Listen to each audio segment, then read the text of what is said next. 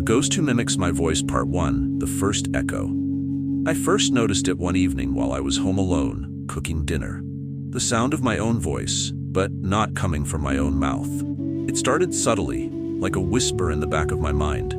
I was humming an old tune my grandmother used to sing when, from the next room, I heard my voice hum it back. I froze, the knife in my hand hovering over the cutting board. The air in my small apartment suddenly felt too thick, pressing against my lungs. Maybe it was just an echo, I told myself. The walls were thin, and sound bounced strangely in this place. Still, my gut told me something was off. I walked cautiously toward the living room, my socks barely making a sound against the wooden floor. The hum had stopped, but the silence it left behind was heavier than before. "Hello?" I called, my voice barely above a whisper. A beat of silence. Then, from the corner of the room, just beyond the reach of the dim lamp, my own voice whispered back, "Hello." I felt my stomach drop. Part 2. It knows me. At first, I thought I was losing my mind. Maybe I was just tired, maybe my brain was playing tricks on me. But as the days passed, the mimicking didn't stop. It knew my routines. It knew the way I talked to myself absent-mindedly in the morning, grumbling about needing coffee. It knew the way I sighed at work emails or laughed at dumb videos on my phone, and every now and then, it would repeat those moments back to me. But always from another room, always just far enough that I couldn't see where it was coming from. One night, while brushing my teeth, I heard my voice murmur from the hallway, "You should go to bed early tonight." I spun around so fast I nearly slipped. My toothbrush clattered into the sink. "What the hell?" I gasped, my reflection in the mirror looking just as terrified as I felt. Silence. I forced myself to move, walking toward the hallway with hesitant steps. It was empty. My bedroom door was slightly ajar, just as I had left it. Then, from inside my room, I heard myself laugh. I slammed the door shut and slept with the lights on. Part 3. Testing it. By the third week, I needed to know if I was imagining things. I set up my phone to record while I left for work. I placed it on the kitchen counter, making sure it had a clear view of the apartment. When I got home, I played the footage back. For the first few hours, nothing happened. The apartment remained eerily still. Then, at exactly 2:47 p.m., the silence broke. A soft rustling noise came first, like fabric brushing against wood. Then a whisper. My voice. "Where are you going?" it asked. I watched in horror as the voice echoed through the empty apartment. There was no movement, no sign of anyone there, just the voice, curling through the air like smoke. I slammed my laptop shut, my heartbeat roaring in my ears. I wasn't imagining it. Something was here. Something that sounded just like me. Part 4. Face to face. That night, I made a decision. I was going to talk to it. If it could mimic me, maybe I could make it slip up. Maybe I could figure out what it wanted. I stood in the middle of my apartment, took a deep breath, and spoke. "I know you're here." Silence. "What do you want?" From the dark corner of the room, my voice responded, "What do you want?"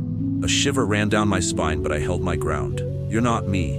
A pause. Then, slower this time, "You're not me." I gritted my teeth. "Show yourself." For a moment, I thought it wasn't going to respond. Then, the shadows in the corner of the room shifted. Something stepped forward, and I saw it. A shape just barely visible in the dim light. Tall, thin, almost human, but wrong. Its face was like a smudged reflection in a dirty mirror. It had my features, but distorted, blurred, as if it wasn't quite sure how to form them correctly. Its mouth moved, but no sound came out. Then, in a voice that was not quite mine, it whispered, "I've been watching." My blood turned to ice. Part 5. It wants to be me. I don't know how long I stood there, staring at the thing that wore my voice like a mask. But then, it did something that made my skin crawl. It smiled. The expression was all wrong, stretched too wide, too forced, like it was trying to mimic the concept of a smile but didn't fully understand it. Then it spoke again. "I can be you." I stumbled back. "No, you can't." It took a step forward. "I can be you." "Get out!" I screamed, grabbing the nearest object, my lamp, and throwing it at the thing. The light flickered as the lamp shattered against the floor. For a split second, the creature seemed to flicker too, like static on an old television. Then it was gone. Vanished, as if it had never been there at all. Part 6. The Last Echo. That was a week ago. Since then, my apartment has been silent. No whispers, no echoes of my own voice mocking me from the darkness. But I know it's not over, because sometimes, late at night, I hear it. Just barely. A soft murmur, repeating my words back to me from somewhere just out of sight. Waiting, listening, trying to remember how to be me.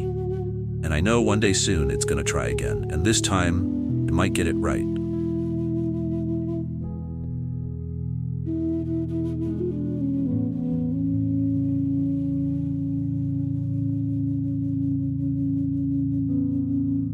The statue that follows me with its eyes. I never believed in curses. I used to think stories about haunted objects were just that, stories. Urban legends, myths, the kind of thing designed to make your skin crawl on a dark night. But that was before I bought the statue. It started as an accident. I was exploring an old antique shop on the outskirts of town, a place filled with dust-covered relics and forgotten treasures. The air smelled of aged wood and something musty, something ancient. The shopkeeper was an old man, thin and wiry, with deep-set eyes that never seemed to blink. He barely acknowledged me as I wandered through the narrow aisles. Shelves were crammed with peculiar objects: porcelain dolls with cracked faces, rusted clocks frozen in time, paintings of faceless people. And then I saw it. A statue. It was small, no more than 2 feet tall, carved from dark stone. A humanoid figure, standing unnervingly stiff, its arms locked at its sides. But what struck me the most were the eyes. The eyes weren't carved into the stone like the rest of its body. They were made of something else, something glassy, something unnatural. And they were staring directly at me. I don't know why I felt drawn to it. Maybe it was curiosity. Maybe it was the unsettling way those glassy eyes seemed almost alive. Whatever the reason, I made the worst mistake of my life. I bought it. The shopkeeper didn't ask questions. He just rang up my purchase and muttered something under his breath. I only caught one word: regret. I should have listened. That night, I set the statue on the corner of my bookshelf, right next to my reading chair. It looked harmless enough, just another oddity in my collection. But as I sat there, flipping through a book, I felt it. A presence, the sensation of being watched. I turned my head slightly, just enough to glance at the statue. It hadn't moved, but the eyes, I could have sworn they were staring at me. I shook my head, laughing nervously. Just my imagination, I told myself. Nothing more. But when I got up to leave the room, I hesitated. I turned back one more time, and I felt ice crawl up my spine. The statue's head had tilted, just slightly, just enough for it to be watching me leave. I didn't sleep well that night.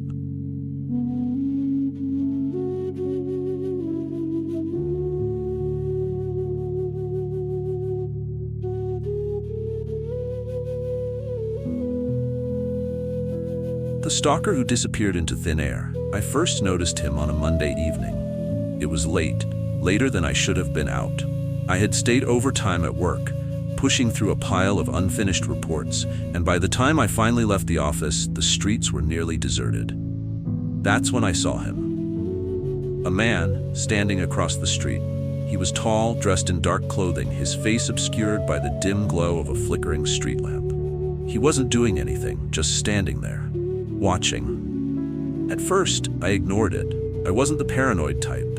Living in a city, you see all sorts of people wandering around at odd hours. Maybe he was waiting for a bus, maybe he was just lost. But then I turned the corner, and he was there again. Standing at the end of the street, motionless. I felt my stomach tighten. My mind raced with explanations. There was no way he could have gotten there so quickly. I had only looked away for a few seconds. I picked up my pace. By the time I reached my apartment building, I was practically jogging.